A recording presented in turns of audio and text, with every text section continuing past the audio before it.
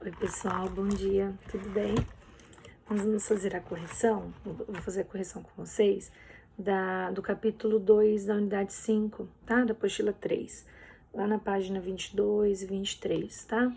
Quando diz que aborda, né? Nós vamos começar a ver aí os discursos direto e indireto, que eu falei para vocês na quarta-feira, e o uso de vírgulas e de aspas dentro dos textos jornalísticos, tá?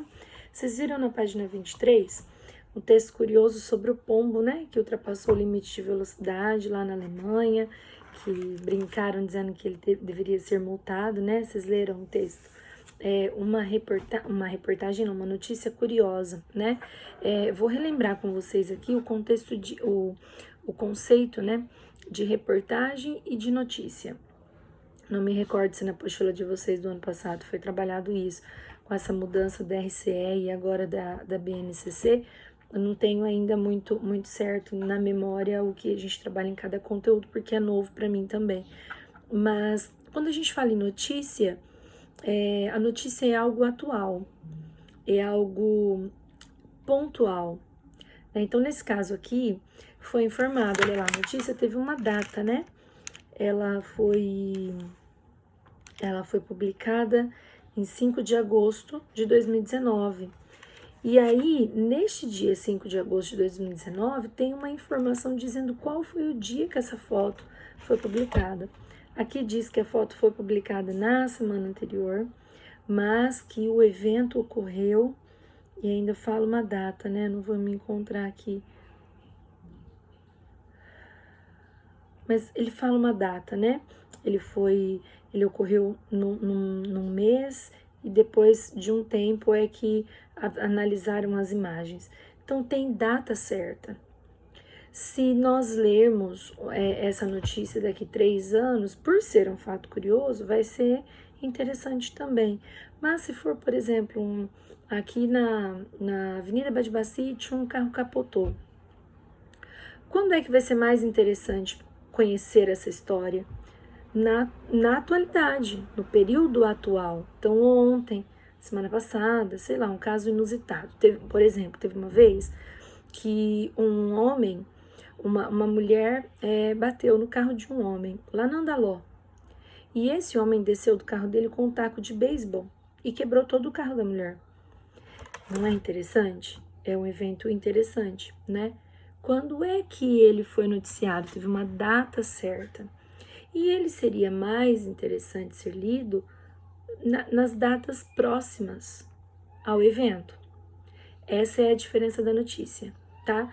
A notícia ela vai trazer com precisão um dia, ela vai trazer com precisão o nome de quem está envolvido naquela notícia, por que aquele fato ocorreu, como aquele fato ocorreu, onde aquele fato ocorreu. Então, ela traz informações precisas, pontuais. Essa é a notícia. Sempre mais breve, mais objetiva. Ela informa. Em determinado dia, em determinado horário, em determinado local, aconteceu isso com aquela pessoa dessa forma. Pronto. O que a reportagem faz? A reportagem vai além das informações, além das investigações. Então, quando nós vemos, por exemplo, num jornal, no telejornal, nós vamos ter uma série de reportagens essa semana. Pode ver, às vezes o Jornal Nacional faz isso, uma série de reportagens essa semana. Nessas reportagens não serão abordadas notícias. Serão abordadas curiosidades, pontos além do que a notícia falou. Então, por exemplo, pode ser feita uma reportagem aqui em Rio Preto sobre a quantidade de acidentes de trânsito após as 22 horas, após no final de semana, com motoristas embriagados. Pode ser feita uma reportagem sobre a violência no trânsito, nesse caso do homem agredir a mulher. Então, essa reportagem, ela vai ser atemporal, né? Então, ela vai falar sobre a violência no trânsito, quantidade de mortes, quantidade de acidentes que já ocorreram por conta dessa violência. A reportagem vai trazer informações mais amplas, né? desses acidentes, dessas discussões, quantas geram morte, quantas geram agressões físicas, né? O que isso pode gerar numa criança que talvez presencie um fato.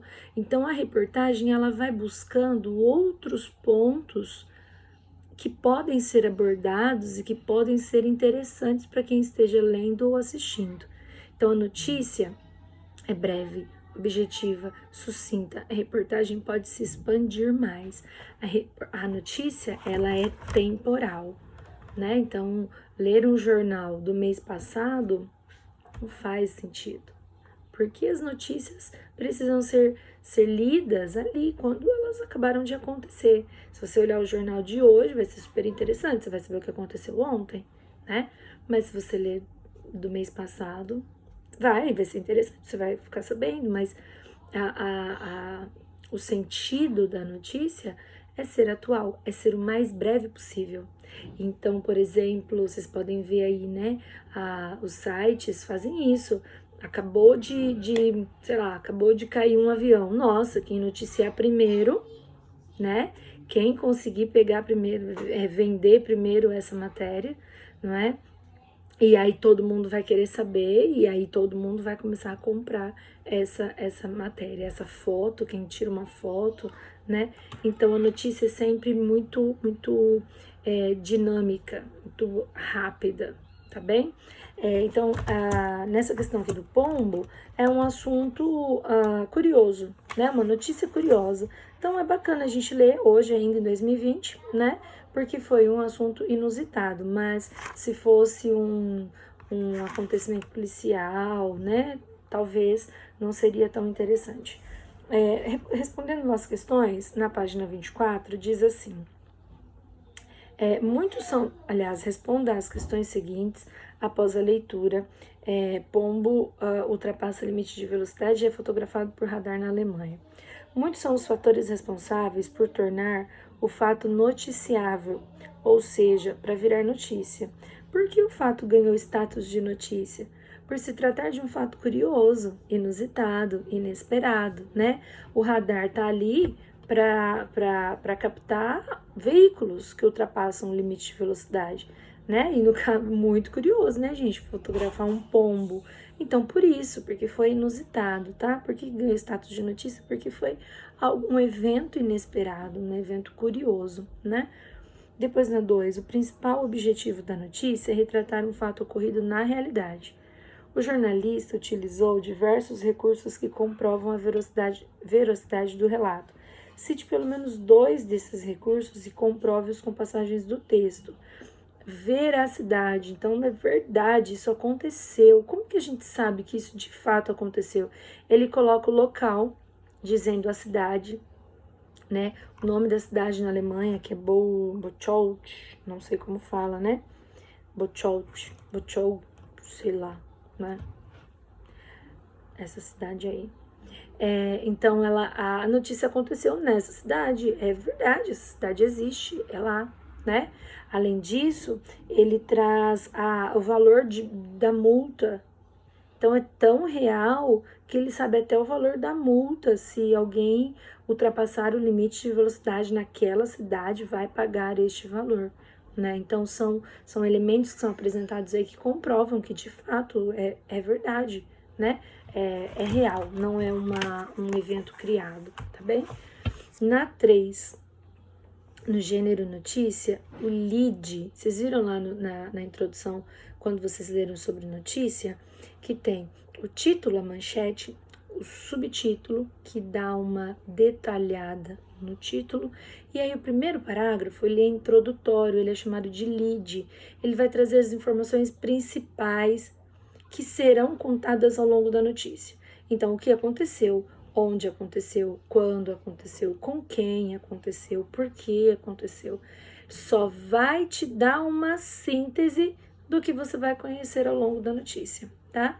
O lead tem um importante papel em seu propósito comunicativo, objetivo, né? Comente essa afirmação com base na leitura do texto.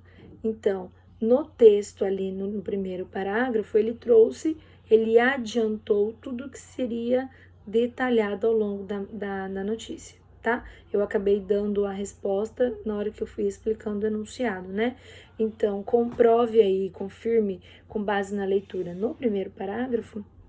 O jornalista traz, já o repórter já traz todas as informações que serão contadas naquela notícia, que serão apresentadas naquela notícia, tá? Depois, na 4, as notícias convencionais costumam responder a 6 perguntas básicas, ó, e a maior parte delas encontra-se no lead. Considerando as perguntas e as informações da notícia lida, numere a segunda coluna de acordo com a primeira. Então vamos lá. O que aconteceu? Um pombo ultrapassa o limite de velocidade e é fotografado por radar. Quem, né? Quem fez isso? Um pombo. Na 3, quando? Em uma tarde tranquila. É o que diz ali no texto, né? Uma tarde tranquila.